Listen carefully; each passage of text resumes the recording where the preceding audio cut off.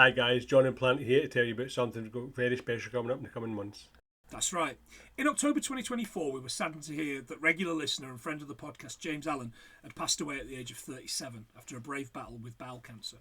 So, we're raising money for Teesside Hospice. Teesside Hospice provided James and his family with excellent palliative care. We wanted to support Teesside Hospice by raising some much-needed funds to continue helping enrich the lives of those with cancer in Teesside. So, to raise as much money as we can, we're going out of our comfort zone and we're going on a walk. To Mordor, up Mount Doom. No, John, that's the Lord of the Rings. Oh. We're teaming up with James's sister Jen to do a 25-mile walk around Ullswater Way at the Dalmain Loop on Saturday, the May the 3rd. John, I've not been raising money for charity as long as you have, but I'm going to give Teesside Hospice what I think they want to see. No, Planty, I've told you, that's a running man. Gah! Guys, if you want to support us, just go to justgiving.com/page/100thingpod or get ourselves at 100thingswelearntfromfilm.co.uk. I hope we end up better off than that lad from Into the Wild. Hi guys, on this show we're looking at Andrews, Sweet, Rosenberg, Youngs, Kalem, Allen, Friedrich and Wahl. We're looking at 1979's The Wanderers.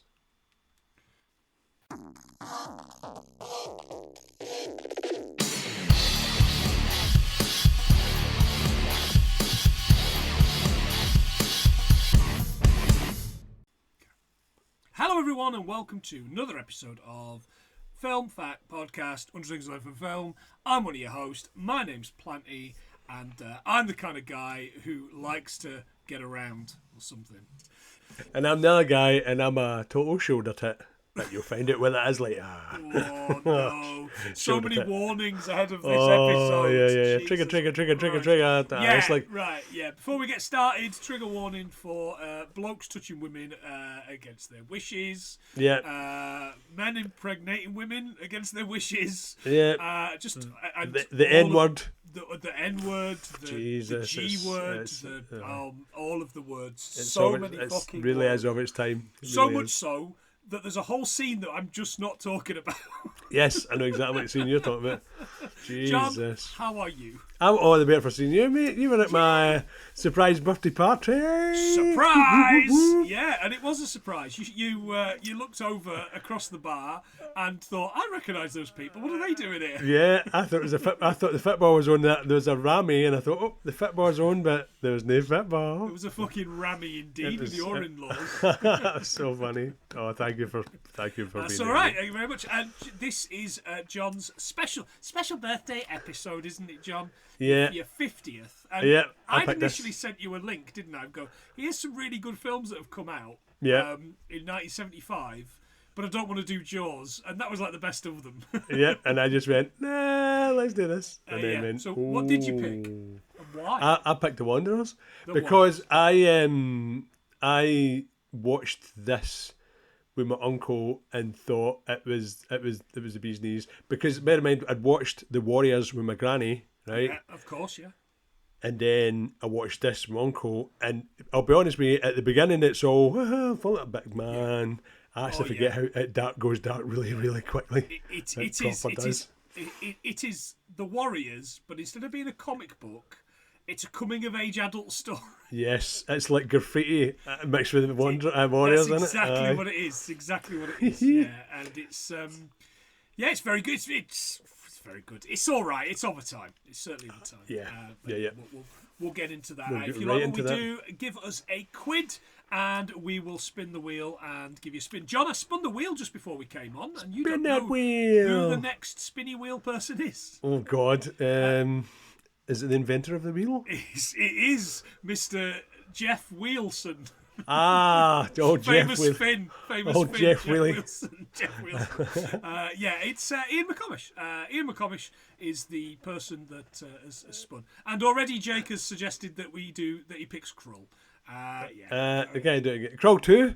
The Krullening. The Krullening guy. The spinny. The Krulls have eyes. Indeed, yeah. So, Ian, reach out and tell us what you want us to do. Yeah. But give us a quiz at 100 things we learn from film.co.uk or patreon.com/100thingsfilm, and we will shout you out every episode as well as putting you on the rack. I mean the wheel. Yeah. Let's get started. John, 1979. Am I right? What else have we been talking about? So we're going to be watching The Warriors. Oh, better film. Right. So this annoyed me because I'm looking at one of the actors in this and thought, oh my god, I know who that guy was. And that guy was Ken Free, so I'm not giving anything away. Mm-hmm. Same year. Yeah. Dawn of the Dead, was it? Dawn of the Dead, yeah. Absolutely. So double whammy for that boy. He's in a lot more of Dawn of the Dead than he is in this. In this, and I wasn't 100% sure if you'd noted who he was. Oh, no, straight away. At one point, I'd referenced him as somebody else just because of how suave he looked. Oh, and then on the second good, viewing, I was like, hang on a That's second. Ken? I know him. Yeah. Oh, God, aye. Yeah. Oh, yeah. Right, Love at First Bite. George Hamilton. Yeah, man. You love that movie, man. I really do. I really do. We've got more American Graffiti. Oh, is there another American There must be Graffiti enough. movie? Yeah. Meatballs. Ron Howard's in it, by the way. I'm looking at the picture, so Ron Howard's been in it. We got some Manhattan. I didn't really like Manhattan. Oh, I do. Yeah, I do. It's up there. I think it actually might be my favourite of his films. And Quadrophenia, just to finish it off. Oh, Bellboy! Bellboy! Sex in an alley. It's the best way to have sex, isn't it? Exactly. Right, okay, so we're going to go through the film. Again, lots of trigger warnings, lots of stuff. You know what we're like, listeners, if you listen regularly, we tend to just kind of gloss over this stuff if it happens in a film, because that's not what we're here for. Yeah. But let's see if we can get, I don't know, fucking 50 things from this. We'll try. I don't think it's going to be many. Right, okay. Before you start, so Please. I don't know about your version, but the version I watched, the first thing that popped up was Icon Productions logo. Yeah, I haven't thought about Icon Productions for ages, so much so that I didn't even make a note of Icon Productions. Yeah, but Icon Productions company was founded in 1989 by Mel Gibson and co. So why the hell is that logo up in this film? It's obviously a new version that they've released. I know, but they should just leave it alone, man. Leave it alone. It's not your property. It is not. Oh, that's sickening, man. But I guess it was cheap, wasn't it? Yeah, it must have been. Pick it up for redistribution and VHS distribution. Still, I know, but I don't like it. I don't like it when people just take over. I know, Fuck but that guy. Fuck that guy. Man, but the idea that like, especially in youth, you see all these things like Warner Bros. And then later on, it's like your kids watching. It's like, oh, no. He only picked it up because there's a Jewish slur in it. That's why he picked it up. There's one single solitary Jewish slur in the school. Gotta have it. That guy, by the way, that one single Jewish guy in the class of the Jewish gang, he was fucking loving himself. Oh, is that? He really was. Right, Shalom, Jackie, indeed. That was me taking you away for your bit. Sorry, buddy. No, I like it because I haven't got anything on that. Because I was going to do a Ryan, and we've done a Ryan on RoboCop. Yep. Various other bits and pieces. So I didn't. But we had an exclusive media, which is a new one for us. Okay.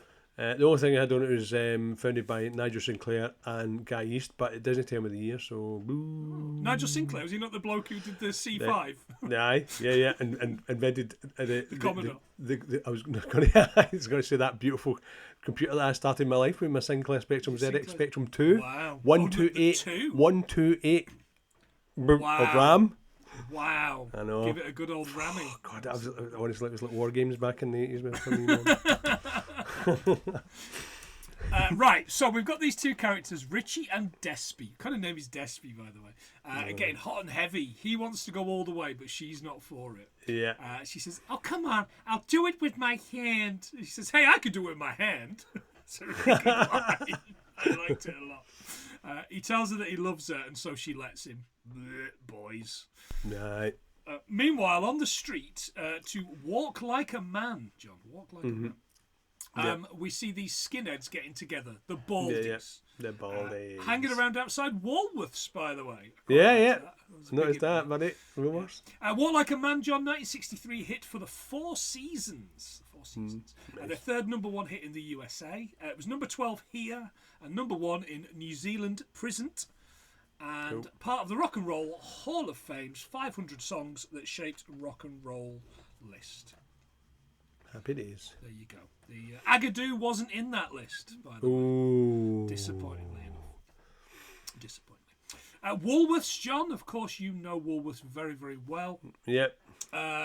American Woolworths. Some facts on American Woolworths, not the British one. Launched in 1879 in Utica, which I always thought it was an Albany expression myself. Yeah. The chain went out of business in July 1997, and the company decided to focus primarily on sporting goods and renamed itself Venator Group. Right, okay. But you now know them, John, as... I know, I see that face. But you now know them as Foot Locker. Those Foot Lockers. It's a much better name, isn't it? That's better. That's better. Woolworths Group is the largest retail corporation in Australia, and in 1976, David Bowie, memorably called his look a cross between Nijinsky and Woolworths. Nice. That's free press, isn't it? Absolutely. I love the way they're just hanging around outside Woolworths, just like I used to do when I was 12. Yeah, just milling around like a little goth that you wear. There's a bloke in a Marines recruiting just booth, standing there, way, just literally just waiting, literally ominously, just Sergeant Belkin it right up into you. Fucking... You told me the stream was shallow, kid. Directed by Philip Kaufman. Oh, right, okay. He also directed one of my favourite versions of Invasion of the Body Snatchers in 1978. It's Rachel's favourite one, that one. I think. Mate, honestly, that Scary. every time at the end, just gives me the fear. That's good. It's really good. We could probably do a month of his films, actually, John, on that. Outlaw Josie Wales, The Right Stuff, Sean Connery being racist to Japanese people in Rising Sun. As always, yep. Right. And he had a writing credit, get a load of this, for Raiders of the Lost Ark. Right? Did he? The story and character of Indiana Jones were created by George Lucas, and Kaufman came up with the MacGuffin of the story being the Ark of the Covenant. Oh, wow. Pretty well good, done. eh? Well done, Kaufman. Still with us at 88 years. Right, still ticking. Still coughing along. Coffin Dodger. Kaufman Dodger. Terror is the main one. Now, listeners, you recognise Terror, and so did we. This is our second meeting with this boy, isn't it? Yeah, Short life. Dynamo. Short life, yep. Aye. Because he does the singing in this as well. Yeah, he does it all. By the way, I love how he just does the old pizza curl and then just fucking swallows the whole slice of pizza. Aye. I can do that. But I'm going to not die right now. before I hit 50. Aye, so, no. That's what's going to happen there. Down the road, there's two of the Wanderers. There's Joey, who I love. Joey's got this wonderful, expressionful face. Aye, Joey's probably my favourite character in the whole thing. No, I agree. I agree with that. My least favourite character in the whole thing, Turkey. Because aye. Turkey gets his. Oh, he gets it. Aye. Yeah. Turkey definitely gets his neck wrung, doesn't he? Aye, that's what you know. And it's sad, but yeah, Turkey. It's no loyalty. Nah, he's no loyalty. His character, but I think his character was like, it's obviously I watched it a long time ago, but I always remember Turkey did what he was meant to do. He was meant to be one of those sort of unloyal creeps of the film, and it worked perfectly. I thought it did work. Yeah, he moves. He's not a MacGuffin because he's a character, but he's the character that moves the story along better than anybody else. Oh god, aye. Yeah. Turk's had shaved his head to be like a baldy. And Joey's line is, "Those guys look like a bunch of pricks with ears." Yeah, but see that before? Did you see before he was stealing the petrol caps off the cars? No, I didn't see. Yeah, so he walked up to the first car and grabbed the petrol cap and put it in his cup in his pocket for no reason. Like, what a shit. Pee-wee is this mouthy wee baldy, and it took me probably about halfway through the film before I realised Pee-wee was a girl. Yes, very much so. She's a tiny little lassie, isn't she? Yeah, with like the greaser hair and the greaser jacket. hair, right? And she hears them and tells her boyfriend to terror. I mean, he is like 100 times bigger than her. Like, it's scary. They chase Joey and Turkey to Wipeout, John. Wipeout. I love how Terror's too big to get over this metal fence, and he just pushes it through. Yeah, I like that. It was a good touch. And now we're back with Richie. Him and Despy are really at it, and he hears a whistle, doesn't he? Yep. But he's absolutely on the vinegar strokes here. There's no Oh doubt yeah, about it. is that the tickly bit, isn't he? Aye, defo man. And he finishes up and just heads out with the guys, doesn't he? Because they've got like this whistle. They've got a whistle of distress. Okay, lads. They get cornered, and Joey's about to be murdered. But who's here? It's Shakin' Stevens. Yeah, he's a fucking big unit, though, isn't he? He's a unit. Isn't he? Yeah. Leave the kid alone. Alone. That's the only bit I remember. The only bit of dialogue. Leave the kid alone. He takes a few of them out, and the rest run for it. And then Terror arrives, and he sees this new kid's a big lad, and they kind of do the eye-to-eye thing. And spits out the match, and that's when he knows he's ready to rumble. Yeah. I like that. And they head off. That. It's very, very good. It's based, John, on a Richard Price novel. Richard Price wrote the novel, his first, at the age of 24 years old. Wow, Pretty Jesus. good going. Yeah. He was nominated for Best Adapted Screenplay for The Colour of Money. Bloody hell. Yeah, connection, later on, they reference The Hustler, don't they? Yes, so they do. Which obviously The Colour of Money is a remake of The Hustler. Wipeout by the Surfaris, the Surf... Aries. See what they did there? 1963 song used in California Games. Do you remember California Games? Oh, I remember California Games, yeah. You had to go surfing as well, didn't you? Surfing the background music for the surfing. In 2020, the version sung by the Surfaris was introduced into the Grammy Hall of Fame. Nice. But of course, the most notable cover was 1987's collaboration between the Beach Boys and the Fat Boys. Yes, the Fat Boys. We're getting the Fat Boys in early because I'm pretty sure no one's going to let us do Disorderlies on this show. No. Number 30 in West Germany. 17 in the Stupid Sexy Flanders Ultrapop chart. 13 where, John? The Netherlands. Correct. And number 3 in Ireland. So it was. To be sure. In the building waiting for the lift, here's Joey, and his saviour arrives. He says, I don't like to see big guys pick on little guys. He lives in the same building, on the same floor, and he's new here. And we learn his name's Perry. Again, Perry's another character I kind of like. Aye. Perry's. Yeah. I love the relationship between these two. It doesn't need to do much, but I think towards the end you'll see it blossoms. I love how they're waiting on the lift, he keeps pressing the button, and then he just shouts up looking at the sky, "Where is it, her? Where is it, you bastards on the 5th floor? I know what you're doing up there, you assholes." And then it opens up and then Isa walks out. I'm just listening, boys. I just want to know. It's like, sorry, madam. He's just yelling at the 5th floor. What the fuck are the people on the 5th floor doing? I know. Follow. Pleading the 5th. Indeed. Joey explains that the Wanderers have a great gang with a good football team and loads of girls. Just then, his father Emilio turns up and drags him in. I fucking love Emilio, by the way. Oh, he's something else, isn't he? He is something else, aye. And Perry's mum, who you never see, she's kind of like you know the bloke upstairs in Trapdoor. Aye, Bert, aye. Where's my dinner? Aye, yeah. Or him for Big Bang Theory's mum that you never see. Yes. Just a voice, innit? Yeah. Just a voice.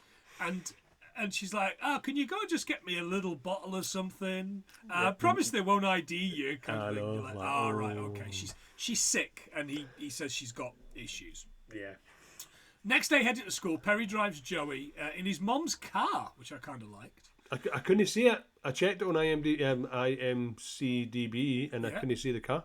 Oh, bastards. Couldn't see it. Yeah, the only one I got was Karen Allen's, which is a 1948 Chevy 3600.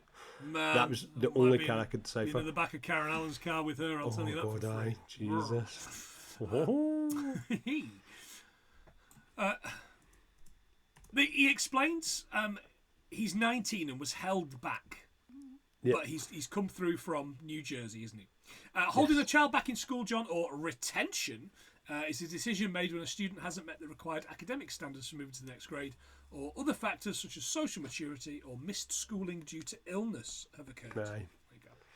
There you go. My sister, Debbie. Oh, really? Yeah, she got retained. So we were in the same year. for a year. Man. It's got to be embarrassing for both of you. Man. But my other school burnt down and then it didn't go back again, so fuck it. It wasn't me, by the way. I'm putting that on record that I did not set school to that fire. I put the fire at school. Set school to that fire. In school, we learn there's loads of other gangs: Irish, Black, Jewish. He mentions the DBs, the Dale Bombers. Yep. They're the toughest gang around. And the Wongs. 27 members, all called Wong. Oh, the Wongs, yeah. Billy Wong. 27 Wongs don't make a right. Don't. Oh, Jesus. He explains being from Trenton, New Jersey, they don't have gangs. Yep.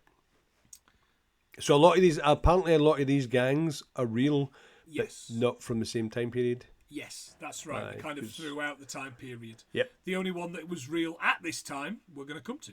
Yep. Okay. Because they're a horrible bunch of bastards. They are a horrible bunch of bastards. Very, very well done. Yeah. The rest of the Wanderers are in class, and Richie thanks Perry for helping them out. Richie has this dweeb do his homework for him, doesn't he? He's like, "Hey, Richie, I've got your homework for you." He goes, "Oh, you've done a really good job here, George. Yeah. You've made it look like my handwriting and everything. This bra bomb better work, nerdlinger." Nerdlinger. Mr. Sharp, by the way, this fucking teacher. Oh, he's so cool, isn't he? I thought he was good. Oh, do you like him? I thought he was alright. I liked him until he started just pushing their buttons, didn't he? Oh, but that's what it's That's what it's all about, though, isn't it? Is he Michelle Pfeiffer in? And 187. He's certainly not the substitute in. Oh no, certainly not. Is it Tom Berenger, wasn't it? Yeah. We were looking through a list of films on streaming the other day, and there's the second two of those movies on streaming. And I really want us to do the first one because it's great. It's got J-Lo's first husband in it. Mark Anthony's in it. Aye, so he is. Yeah. And I think that will make a really fun episode for us. We'll do it in Dadsploitation. When we do Dadsploitation month, we'll do that. Yeah. No, I'm not for that. Stretch from the DBs is the chief of the DBs. These white boys are getting obsteperous. Absolutely love. I love hearing words that I don't know. It always makes me very, very happy.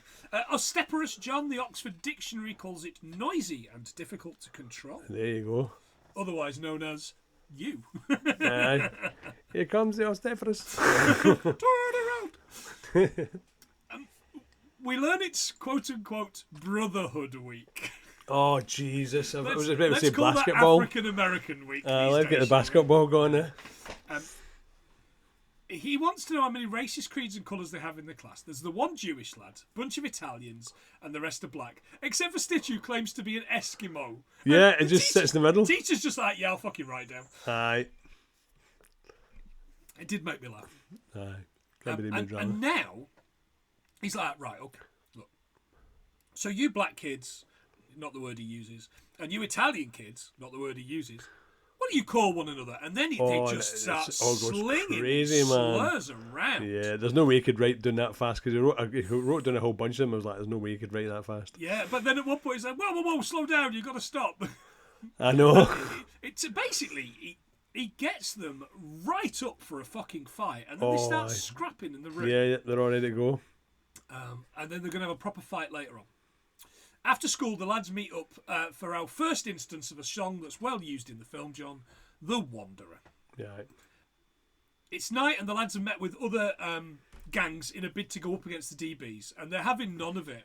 There's this little firm, isn't there, like the Double Denim firm or whatever they're called, turns up, and they're like, yeah, only if we can bring guns to a knife fight. I know, it's like we do, even he. And credit to Richie, though, he's like, no, look, we have an agreement. No one's packing heat. It's not going to happen. Aye. No, I don't know. Turkey goes for a piss and the Wongs show up. He's like, where have you been? You were meant to be here earlier. He's like, we were here earlier. It's always like, so you've just been standing in the bushes watching that? That's weird. Watching everything else happen. But that's what the Wongs do, because he says, look, Teddy Wong, he says, we're not joining any side. He says, the Wongs will wait and see till the time comes. And I was like, okay, lads, whatever. But see when the Wongs do come through, man, they come through, didn't they? Jesus. It's some fucking Bruce Lee shit going on here. Oh man, it was beautiful to watch. Beautiful. We're at a bowling alley. The Wanderers have learned that the DBs are also bringing a bunch of other gangs with them. A load of of black gangs. Turkey keeps throwing up the idea of calling the Baldies, but Richie won't have any of it. The Baldies are obviously the nutter gang, aren't they? Aye, yeah. They're not right. I think they're the whatever street DBs or whatever they were called. Do you know, in the Warriors, there's the ones that are the RCs, the something street RCs. Yeah. I think that's who they are. You know, when they're absolutely clambering on the side of that school bus. Aye, I was going for the Rockers in Quadrophenia, but that's how they look. Certainly how they look. Despy arrives and explains her dad wants to speak to Richie. Her dad's Chubby Galasso of the Galasso crime family. And what do they look like? They're all in these Hawaiian shirts. Oh man! And one's got the toupee on. Is like, oh jeez, that's so funny. There's one smoking the cigar with the mouth like the gremlin that smokes the cigar in Gremlins 2. And there's a little bit later on where he puts some music on the thing and he just stands there going, ha, ha, ha, ha, ha, ha. He's like a fucking frog. But he heard that they're having trouble with the DBs and he wants to help. And I'm kind of like, okay, whatever. Outside, Richie, Joey and Turkey have headed to speak with the Baldies. Tara takes them to a bridge and makes them drop their pants. This is good. Oh, God, aye. Making Turkey tie a rope with the rocks at each end of their dicks and throwing the rock on this rope over the end. They're screaming, of course. That's a bit I remember when I was... The joke's on them, of course, because the ropes are too low. Yep. The rock and cock scene was filmed at Bronx Park. Oh, right. Excellent. Yeah. Oh, yeah, because there's a line... It's something because the line is, what would be funny is rock and cock. But one of them says... Terra says something completely not funny at all, or completely not clever at all. And they had to, doesn't he? Yeah, he's like Dick and Rock or something. Like or Cock and Rock, and he's like, oh yeah. Just before that, they were walking by something that had a cinema, and in the cinema it had the man with the X-ray eyes. Yes, that? Yeah. So that came out in 1963, and it starred Don Rickles, right? And I keep hearing this guy's name everywhere I go. Rickles, yeah. Yeah, well, and I was watching Abigail, the vampire thing. Have you ever seen it? Yeah. And they called one of the guys, they've not to call them by their names, and they called one of the guys Don Wrinkles, but they called him Wrinkles. They didn't say Rickles. Oh, right, okay. Yeah, probably so his family can't sue. But yeah, Don Rickles is Mr. Potatohead in Toy Story. Yeah. I pat your angry eyes. Yeah, absolutely. Back at the bowling alley, we learned that there was a pair of lads from Long Island who sharked the. Oh yeah, they got Munson, didn't they though? Jesus. And these lads are back tonight, and we learn that they're pros hustling hustlers. Yeah. So Chubby takes the boys to see them. And he's like, "How about $5,000?" And he's like, "Well, we haven't got that kind of money. How about $250?" He's like, "Okay." He said, "For all I know, yous guys could be pros." And then it just looks well shaded, didn't it? The place just starts clearing out. And the guy's like, he's like, "Where's everyone going?" "Oh, they're just taking a breaks." He's got these best. He's absolutely like fucking Bender from Futurama. And he says, "It wouldn't be fair unless you's bald with a handicap. A real handicap." Yeah. And he's like, "Oh yeah, what, like 20%? 50%? He's like, no, it's not what I was thinking." He says, "You see, it's in my fave movie. You ever seen The Hustler? Well, it's good enough for Paul Newman. It's good enough for yous." And he just drops the bowling ball in his hand. Blammo indeed. Fucking hell. Bolo.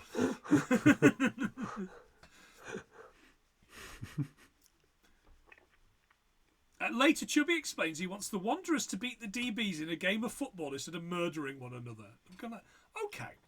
So these guys are basically, because he says, "We're just sportsmen," doesn't he? And they like to gamble on anything. Whatever the game is in town, they've got a line on it, basically. Yeah, absolutely. You know there's cockfighting in the back of that fucking thing, don't you? Get in there. Absolutely. They've got a dog fight going on down the corridor. KY Jelly fighting at the other end. Like an old school. Aye, God, aye. Yeah. You're my boy, Blue. We meet the gang that's bankrolling the DBs, by the way. And I wrote, right, then the first watch through, I love this Fred Williamson looking motherfucker in a cape with the cane. Aye. But that's Ken Forey. Aye, Ken Forey.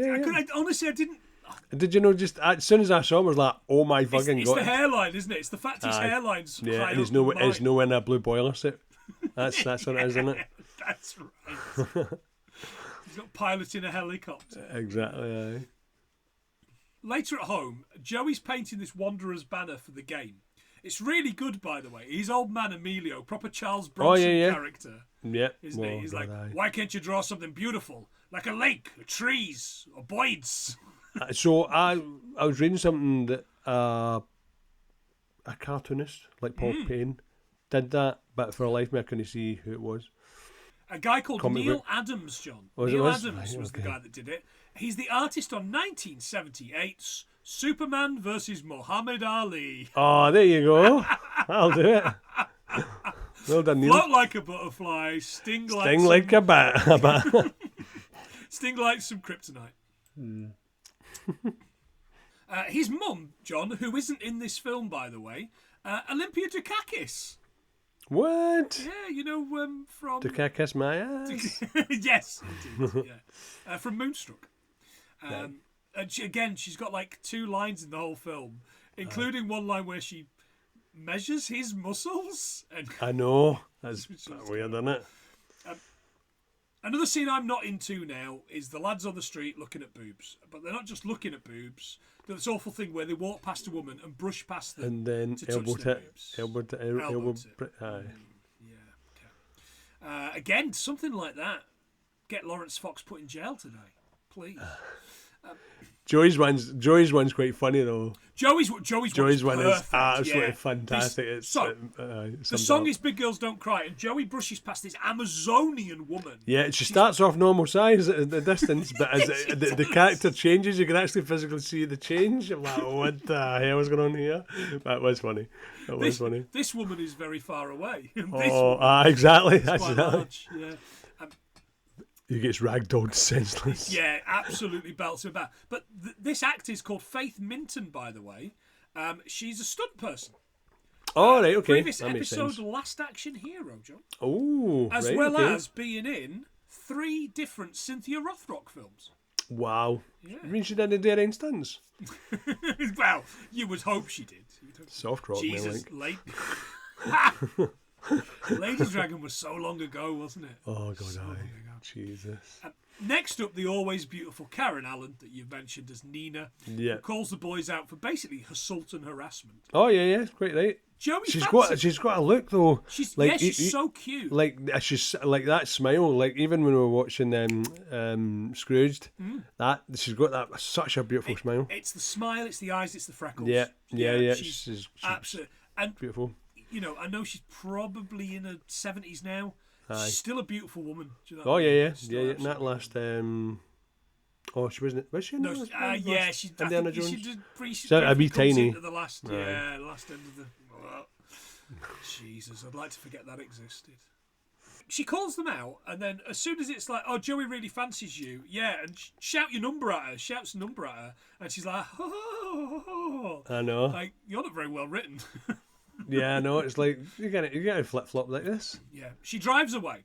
They follow her in the car, by the way, and somehow get lost as it gets dark in the blink of an eye. Under the subsection of bloody Gotham City, by the way. That is so fucking weird, wasn't it?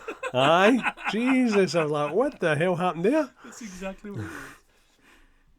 Yeah, and it goes really like foggy as well. Yeah. They get ambushed by the Ducky Boys. Now, I say ambushed, but there's one stood in the middle of the road who breaks the aerial off Perry's car. Yeah. And then... And Perry, he just goes about Perry with it, doesn't he? You could feel that, couldn't you? You know that. You know that feel. Yeah. You know that feeling. The rest of the lads drag him back into the car, and they manage to get away. And you're kind of like, okay, there's a lot of them, so that's pretty good going. Joey and Perry get home, and in the corridor they see Emilio, Joey's dad, leaving Perry's apartment and fastening his dressing gown and heading back into his apartment. God, Emilio. She's like, maybe next time you can bring me a bottle or something. It's okay. Back in their apartment, Joey gets a call off Nina, and he invites her to the party. The night of the party, the lads are dressed up in these best suits, aren't they? Yeah, they look dapper, didn't they? Yeah, pretty smart. They drive to the party listening to Tequila on the stereo, John. Not the Terrorvision It makes me one. happy. Oh. The one by the Champs. The Champs. Right. They arrive at the Galasso place, which is like a fucking castle, It's by the way. something else, isn't it? Aye, it's Like- got like a servant's entrance at the front and everything. It's Yeah, so... turrets and everything. Yeah. Chubby and his wife are leaving, and possibly one of the brothers, I don't know what's going on, in these big fur coats. And inside, Despy's doing this awful line dancing thing. And she's Oh god, atrocious. aye, it's pretty bad. She's the sailor moving on. She's actually putting it in the sailor. but she's she's shouting out to them what the next move is to everybody. Yeah. And I'm like, I get it's your party and you are rich, know. but come on, girl. Exactly. You're known as seen in bloody Pulp Fiction now. You guys Yes. just call it the dances. Yeah. All the while, she's watching Richie talking to Nina. Buddy, another member of the gang who's not really been in it, is knocking back this Tango screwdriver orange booze out the bottle. Yeah. Mate, straight it for looked the- like Sunny Delight. It really did, didn't it? It's enough to make you sick. It was. It did look deadly. A real product, John. Oh, really? Yeah, Tango screwdriver. It no longer exists. It's gone. You wanna? But it did look like Mad Dog 2020. It really did, didn't it? Yeah, in Which the bottle and totally everything. exists. It totally exists. Outside the recruiting office, Turkey's with the Baldies talking about crashing a party full of wanderers. They're also drinking the same shit. Yep. Just then, the recruiter comes out and tells them he's got a way they can fight as much as they want. For democracy! He riles him up, didn't he? Yeah. Back at the party, Joey and Nina head upstairs. And in the recruiting office, hammered Baldies all sign up and say they're pledges for the Marines. Yep. Fucking hell. All the while Pee Wee is like, oh, Yeah, don't do it. Do you know what you're doing? You don't understand. They head back in and say, oh, it was a joke. You know it was a joke when we were doing that. They try to attack the recruiter and he pulls a piece on them, doesn't he? He's like, I've got you. I've got you, motherfuckers. Aye. No take backs. Exactly.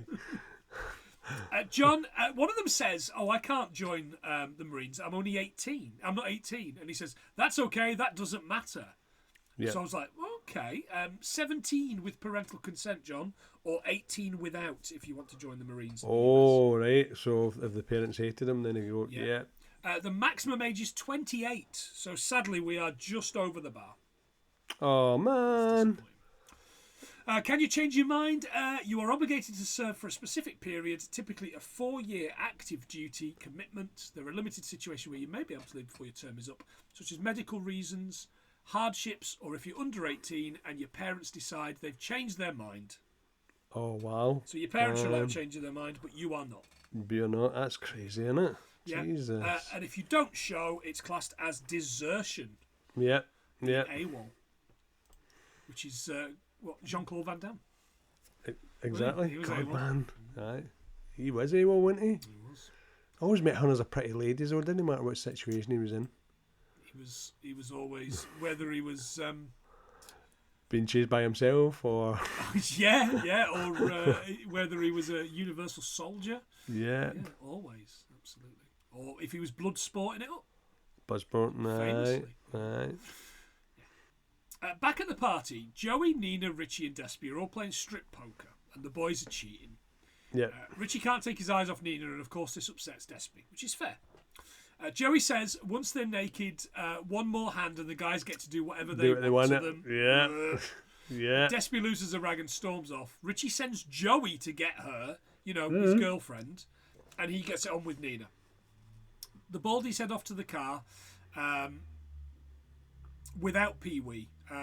She begs Terra not to go, and this is where you see the difference in size between the pair of them. Oh, aye. Yeah, Isn't it? it's a bit weird, isn't it? Buddy is hammered and ends up throwing up in a trophy. And his date's like, you stupid ass, how am I supposed to get home now? What's the strangest thing you've thrown up in, John? Oh, God. A pillowcase. Oh, right, It's okay. just old-fashioned, aye. So I've never really just thrown up. I always get that slabby mouth thing first. Yeah. So I've got plenty of warning. So I've never just went, I'm plenty of warning. So I've always made it. Always made it. In a car, Nina and Richie are getting it on when the Baldies arrive. So they're kind of ducked down. Despy's looking for Richie, and Turkey storms into the house making a scene. Perry drags him out downstairs through the fucking servants' quarters. Servants' quarters, yep. But there's no backup.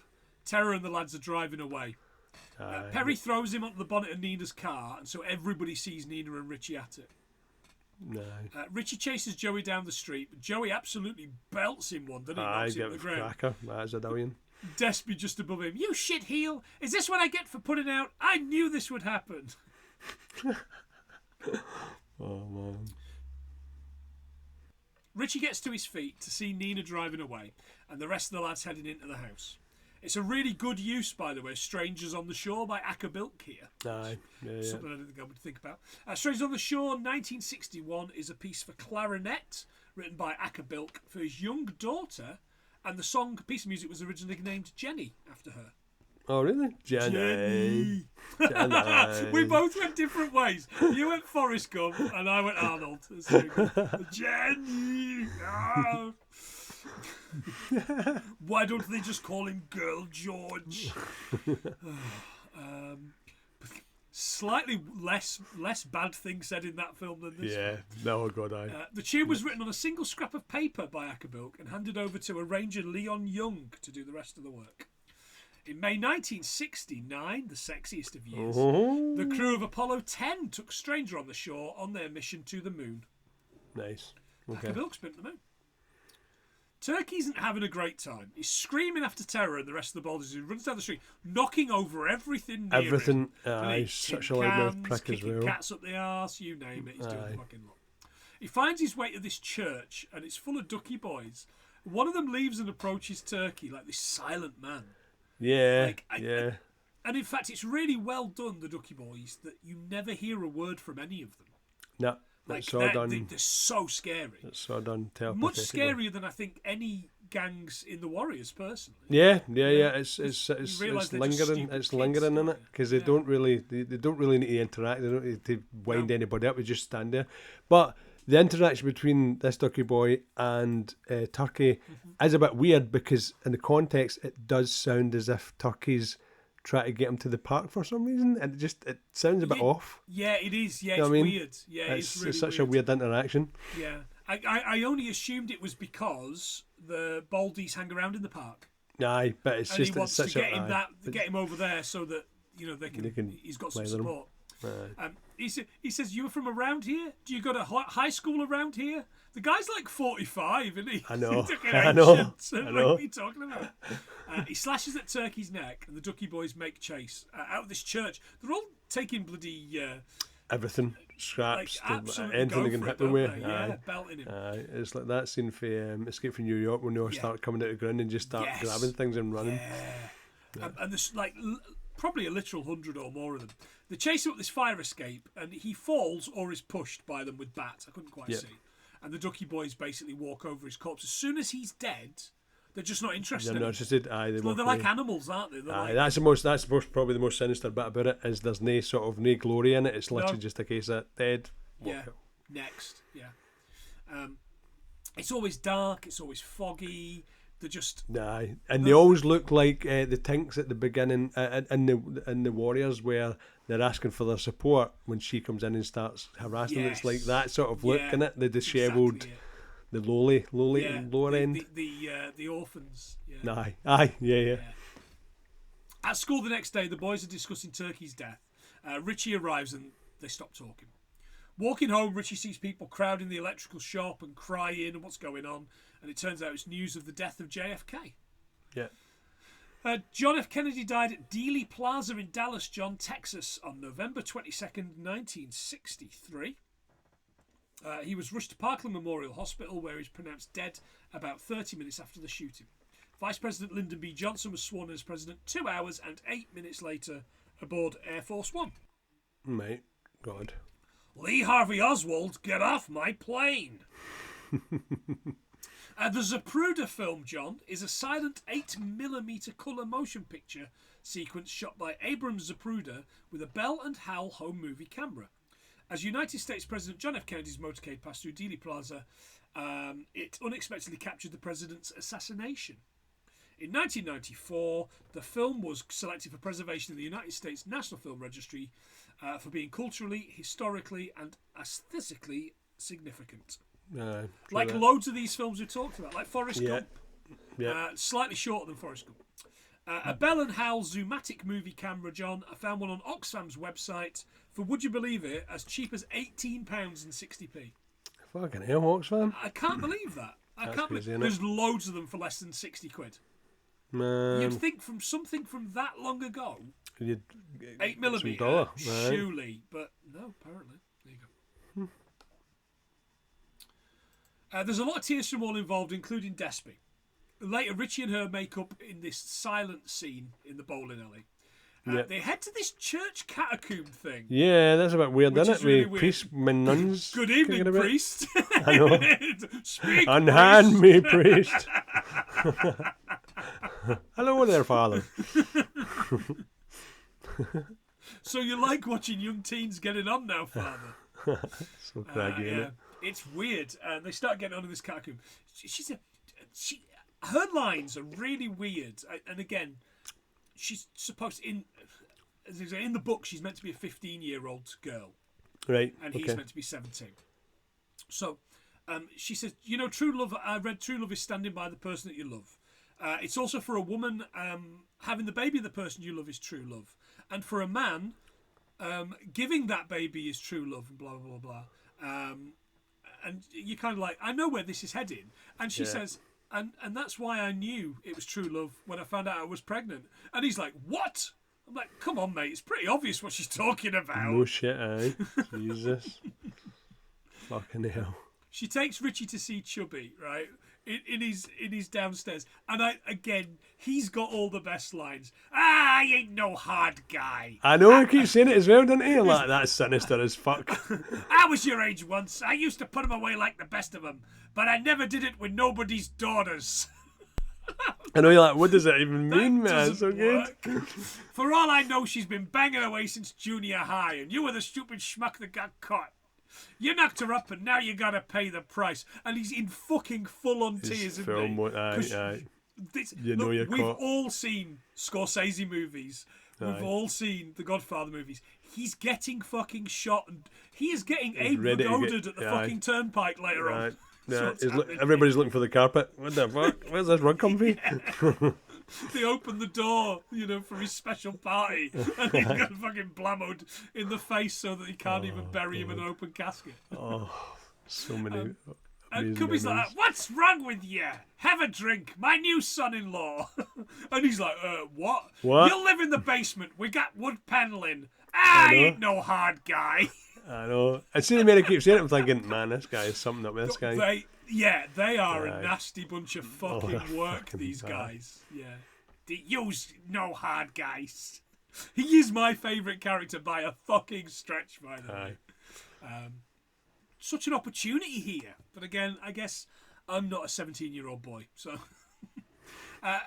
Emilio heads to the football game, but not before having his muscles measured. I don't like see when it. I know it sounds a bit weird, right? But see when I first saw him, like see when that thing with just something you just see the person. Do you know what I thought it was? See the baddie in Doctor No. Talking about the white hair. He's like that, but just bigger, just blonde out. He has got weird hair. Aye, Yeah, it's, that's a good it looks shout, like by that the guy. way. Yeah, like Doctor No is the Yeah, Doctor No. little Doctor Yeah, No, aye. the, So the titular doctor. exactly. Was The he ever a doctor was doctor? in. Was he a doctor? Was he? He didn't go 5 years of medical school to become Mr. No, did he? He better not been a fucking dentist. Sorry, mate. I know you're on a roll there. And the DBs show up to basically a cheer team. The lads doing backflips and the lot. Jesus. And one of them's like, shit, looks like they ripped off a circus. Everyone's in attendance, the gangs, the gangsters, all of them. And Stretch grabs one of the boys and says, do you know why they call you the Wanderers? Because after this, you're going to be wondering what happened to you. That was good. Hey, Yeah, out of 10, I'll give him I that. like it. I'll give him that. The DBs are absolutely obliterating them. Oh, they're going to town. Aye. Richie watches on from the sidelines until a timeout's called. He comes onto the pitch and apologises. He has an idea to win the game. A change in formation and tactic, and they're a completely different team, and it's touchdown after touchdown after touchdown. Most common American football injuries, John, on a report on PubMed.gov, apparently there are an estimated 1.2 million American football injuries annually. Fucking hell. Overall, lower extremity injuries account for 50% of all injuries, with knee injuries accounting for up to 36%. Upper extremity injuries account for 30%. Sprains and strains account for 40% of injuries. Contusions 25%. Fractures 10%. Concussions 5%. And dislocations 15%. Yeah, that's quite high. It is, yeah. 1.2 million American football injuries a year. It's crazy, isn't it? Annually. Just do some ballet, lad. I know, like a normal person. Absolutely. You could be like David Bowie, Woolworths Nimsky, couldn't you? Exactly. The ball goes out of play, and it's captured by a ducky boy. He pulls a knife on Clinton, who just leaves the ball. He's like, no, I did the exact same thing. I see when he'd done it, I was like, aye, that's exactly that. You're all right, keep the ball. It's no When worth he it. tells the ref, they look over and see that there's nobody there. They restart the game, and Joey spots 1-2. He tells Richie, and they can't see anybody. And that is until out of absolutely fucking nowhere, Every one of them show up. hundreds of them Jesus, show up, and they're it's encircled. proper crazy, innit? Yeah. 3-day shoot, by the way, this. 3 days to do this. Aye, 3 days. Okay. It's good. It looks great. So the director, I was reading the notes as well, the director says he was going for a football hooligan look. Oh, right. So he did it to look like a actual UK football. Fantastic, yeah. Right. This was the quite good. as it was at the time. Yeah. On the sideline, Emilio takes off his coat and rips a part of this bench off, giving him this massive bit of 2x4, and he gets fucking stuck in here, by the way. He gets stood in, didn't he? Yeah. The Wongs also turn up. They've got all the high-kicking skills. They're ready to go. They're ready to go. I love how Emilio swings this lad round by his legs, by the way. And that made me realise exactly who I think he is. I think he's Mayor Hagger out of Streets of Rage. You might be right, actually. You know what I mean? With the moustache and the hair and the... Yep. I seen it as a meme ages ago, and it was something like, you know you're angry when you hit a man with another man. Yeah, and that's what he's doing, isn't he? He's swinging that guy around. Sega must be sued. The assorted gangs do pretty well, and the Ducky Boys make a run for it. Joey runs at his dad, and he, we beat him, Dad, we beat him, we beat him, we beat him. And he, boom, right, a gut punch in his fucking stomach, and then celebrates it. Now, I was certain he'd killed his son here. So did I. I thought he was done. I thought he was dead. In my head, because I'm trying to remember it. Is he dead? Yeah. I do think. Yeah, but no. At Perry's, Joey's sleeping on the floor. He won't go home to the same apartment as his father. Perry admits his mum's an alcoholic, and the night before she checked into a hospital. He's heading away. He needs to get out of town. Just then, there's the knock at the door, and Emilio's there with a bottle. With a bottle? Yeah. She asked for My it, darling, Jenny, are you here? Kind of thing. He sees that Joey's there. Joey tells him not to come near him. Perry gives it the big, leave the kid alone kind of thing, doesn't he? And again, Emilio's really kind of like, you little rats, and he, you pissants, doesn't he? There's a bit of a scuffle, and Joey smashes the bottle over Emilio's head, and they make a dash for it. The Wanderers have got a party for Richie. They've got this massive box for him. And this is great, by the way. This big box full of other boxes, and he works his way down till he gets to the smallest. And it's just got a used Johnny in it. It's a Johnny in it. It's a Johnny bag. Yay! The final box, I was disappointed though, is far too small for Gwyneth Paltrow's head to be in it. Yeah. I would have liked that. I know. There's even Wongs and DBs at this party. So everybody shows up. Something's kind of they've found a truce of some sort. And the Galassi brothers are there as well. Chubby and the boys have agreed to bring him into the family business. Means you're going to do okay. They give him a Hawaiian shirt to match theirs. It's massive. He goes, you'll grow into it. It's fucking Once you marry my daughter, you'll never wash another dish in your life. Aye. So at this point, I'm like, you are now in organised crime. You are good. You can have a castle of your own, mate. Yeah, enjoy life. And he just looks like his life is over. No, your life is just beginning. Happening. His life is just beginning, sunshine. Come on. You're going to do all right. Okay, it's not... You'll be right. It's not Nina, do you know what I mean? But, you know, she's busy with Indiana Jones.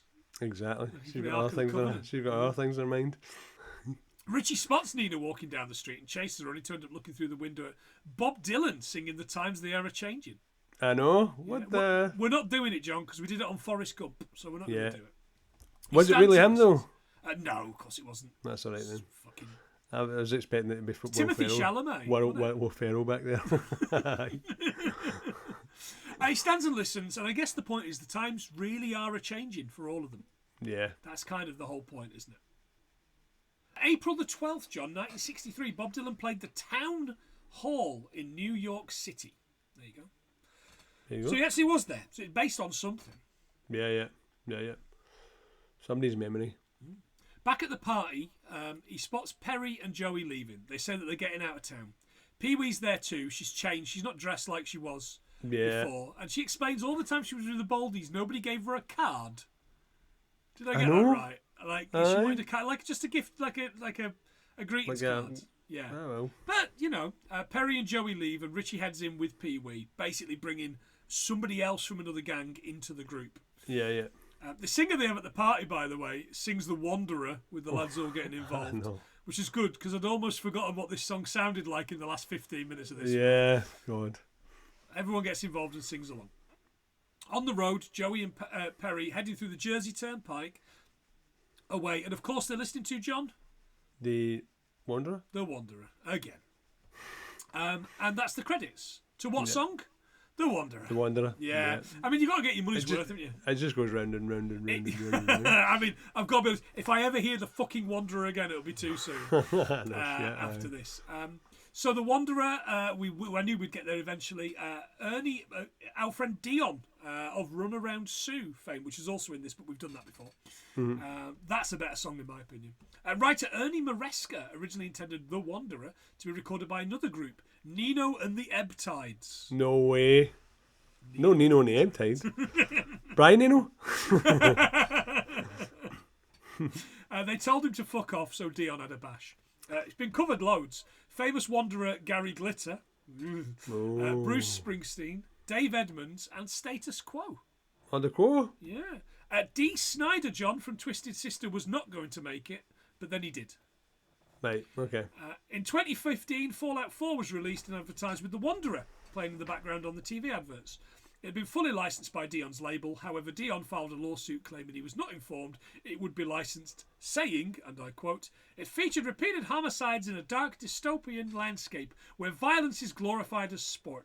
The killings and physical violence were not to protect innocent life, but instead were repugnant and morally indefensible images designed to appeal to young consumers." What? All right, mate. That's like a hook for the Running Man, isn't it? I'd watch that. Absolutely. Also, John, the song was used in 1996 in a Black & Decker Snake Light advert. Oh, there you go. So it was? So it was, Jesus, that just came back to me. Lyrics, John. I'm the kind of light that likes to bend around, and I go around. Right, the first thing I wrote when it came up with the song was, I know this isn't an advert. I know it's in a British TV advert, but I don't know what. And would you believe it is the last fact I got before we came on here. Oh, really? It's the last fact I found out before we came on here. It took me so much looking up to get the right words. There's about 12 different videos on YouTube for this advert, by the way. Why the fuck didn't I own a snake light at the age of 16? I know. We all Mate, should they're have a amazing. fucking snake light. Aye. Get one now. Yeah, absolutely. Is it? Can you still get them? No, not a Black & Decker one, but you can just buy cheaper ones off the internet. What a Black & Decker one. Right, that's. I think that's probably it. That's certainly it for the movie. What other facts have you got? I've got a couple more somewhere. Okay, so Alexander's building is a real building on Forum Road in New York City, the Bronx. So there's a bit scene where there's that big Alexander's. Yes, yeah, It's the massive, beginning. Yeah. but it's a real place. The most notorious gangster in New York was Lucky Lucino. So Charles Lucky Lucino is an American Italian mobster. Because I was looking for gangs, but I think we've already done Gangs to Death, didn't we? Yeah, Especially when we were doing Warriors. So I thought, Yeah. you know what, let's just zone one out. So the Ducky Boys were real, but the neighbourhood remember them as being more annoying than criminal. That's annoying, isn't it? So besides being played at countless weddings, "Stand By Me" was also used as a protest song sung by civil rights activists in the 60s. It was, yeah. The final battle for the Ducky Boys takes place at a football field called Van Collin Park, I don't know if I'm saying that right. It just sounds a bit weird. Yeah, Van And- Corten, like the Van Corten Rangers. That's it. Yeah. In the Warriors, yeah. And the Jersey Turnpike to San Francisco is 43 hours drive, so it's 2,897.2 miles away. Which is They what it says go. on the It's thing, isn't it? mainly via the I-80 All right. westbound. Excellent. So I'll keep you right, mate. I'll keep you right. Good stuff. The Jersey Turnpike, of course, famous for where you get spat out after you've been in John Malkovich's head. In being John Malkovich. So you do, yeah. There yeah, you yeah. go. No, that's I knew fact. that. I That knew is that. a I'm like, fact, it where did I know this, please? 23 million off of a $5 million budget. Decent. Martin Ransohoff, the producer, also produced Ice Station Zebra and Silver Streak. Two great films. But his family, the Ransohoff family, were big in the 17th and 18th century in Germany. Levi Abraham Ransohoff, a wealthy German merchant, had 4 sons who all found themselves roles within German parliament in their lifetime. And finally, probably fact of the show, 25469 Ransohoff is a planet named after the family. Oh, there you go. That's a There you good go. one, isn't it? That's a legacy, isn't it? Absolutely. What happened in the Bronx in 1963? The Great Newspaper Strike lasted 114 days. 17,000 New York City newspaper workers went on strike over wages, work rules, and fears about new printing technology. And the Polo Grounds closed on December the 14th, 1963. Built in 1890, it was a sports ground that hosted American football, soccer, boxing, Gaelic football, but never, John, polo. Oh, man. On July the 4th, 1950, Bernard Doyle was struck and killed by a stray bullet while at his seat at the Polo Grounds. A 14-year-old boy later confessed to having shot a 45 caliber pistol into the air from his rooftop at 515 Edgecombe Avenue, located 1,120 feet from where Doyle was seated. Fucking hell, what are the odds, eh? Jesus. It's a 1,000,000 to 1 shot, Doc. Shaefer beer. Oh, so they're drinking Shaefer beer. Yeah. Chubby and his brothers. First produced in New York City during 1842 by F&M Shaefer Brewing Company. In 1970, it was the 5th biggest selling beer in the USA. It is now owned by Pabst. Because it is. Pabst Blue Blue Ribbon. Ribbon. Yeah. The you advertising love it. You love I it. do, You I should do. actually promote that more often. The advertising slogan for Shaefer beer is the jingle, Shaefer is the one beer to have when you're having more than one.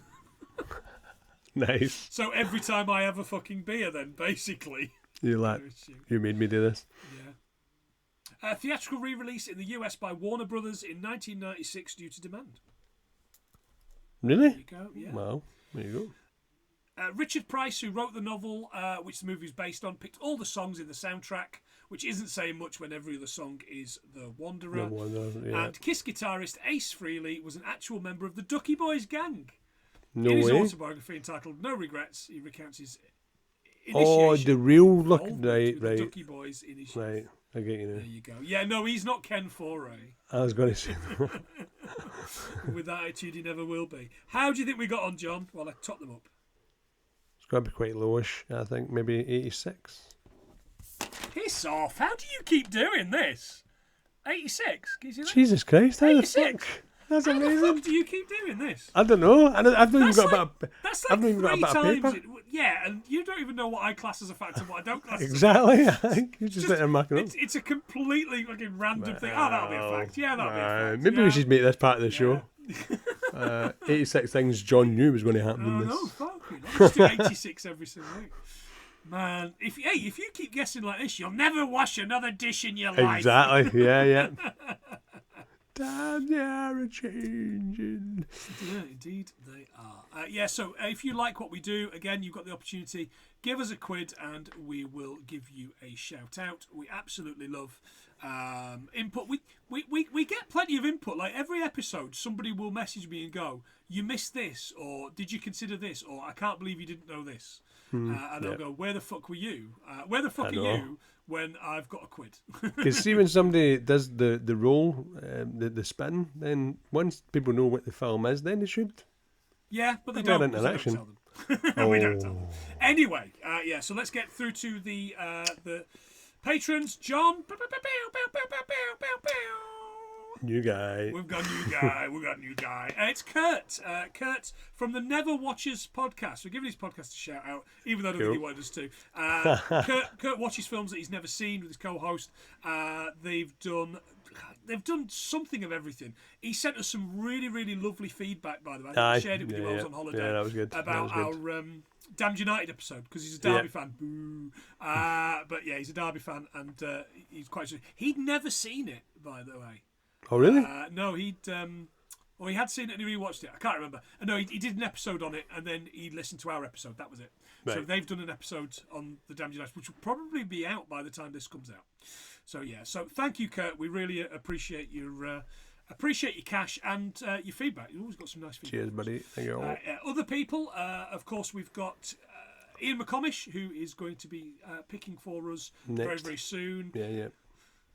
I dread to think what Ian's going to pick. Ian will do us proud. Ian would lead us astray. He'll be fine. I'm watching you, McComish. It's Ian's 40th birthday next month as well, so that kind of ties in quite well. Right, so James and Joe from Hallmark of Greatness, again, we are still doing the fantastic Castaway 2000, and actually I was doing a proper film review with Joe again the other day. Yeah, we did Time Travel is Dangerous, which has just come out this weekend as we are recording, is a British Johnny Vegas film. It's a theatrical release. Wow. And we got to watch it nice and early, and I really wish we hadn't, because it's atrocious. It's really, really bad. Yeah, we did that on Dean's podcast. Get on Total Cult Zone if you want to hear us absolutely trashing rip it apart. British cinema, which we don't like doing usually. It's not very good, but it's got ideas. Lee Davis, Candy, Stig, Oodles, Gadget, and Biggie, of course, from Modern Escapism. Kieran, Jake, lovely Rob Jones, Jen, Megan, Dale, Ali, Maria, Paul Parks from SP Film Viewers, Nigel Davis from the Wonder Emporium, Dan and Gavin Belson, Aaron Huggett from Z1 Podcast, Mono from Mono Rants at the Movies, Ian Graham from Cult Connections, Gav McGill, Josh Wilson, super familiar with the Wilsons, Rachel and Phil. Thank you very, very much. Phil, by the way, heard us ragging him about Did he really? being, yeah, about it. And he must have, I listened, it's fair. you didn't think you were listening. If you want any artwork doing, I'll do it for you, but it'll take me 6 years. He didn't say that last bit, but yeah. So Phil, it's not good for the majority of listeners, but for Phil, yeah, just know we're going to keep ragging on your cord, man. Oh yeah. So yeah, if you want us to say nasty things about you, I'm going to get back to the nasty things. Yeah, you've been too nice. Soon. You've been too nice. It's too easy to be nice. I'm a nice guy. I'm a hell of a guy. Anyway, very nice guy.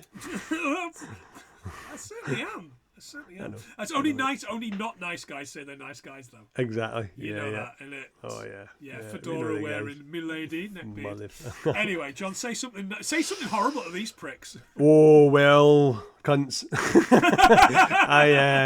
I've been neglecting my walking duties recently because of my birthday, but I'm going to get back on it, mate. I'm going back on it. I've been uphill walking. One of our close friends, Michael, gave us a Historic Scotland card, so we've been using them. Nice. But there's only so many steps you can do in a castle, I'll get back on it. Fantastic, yeah. So just a quick reminder, you heard it at the top of the show, we're doing a walk for James. We're on about 1,200 quid at the minute, and we've got, about 2 months? Ooh, less than 2 months. Month and a bit. Yeah, month and a bit. Yeah. Oh God. Shit, better get right on it, mate. Better get right on it. Shit's real. Let's do that. Yeah, fantastic. So yeah, go to the show notes and if you're not going to give us a quid for that, then give us 20 quid for him. It'd be fantastic. Yes, thanks very much. We'll be back next week with more fucking nonsense. But for now, he's been John, I've been Planty, and this has been 86 things we learned from the Wanderers. The Wanderers. They get around. See ya. See you guys.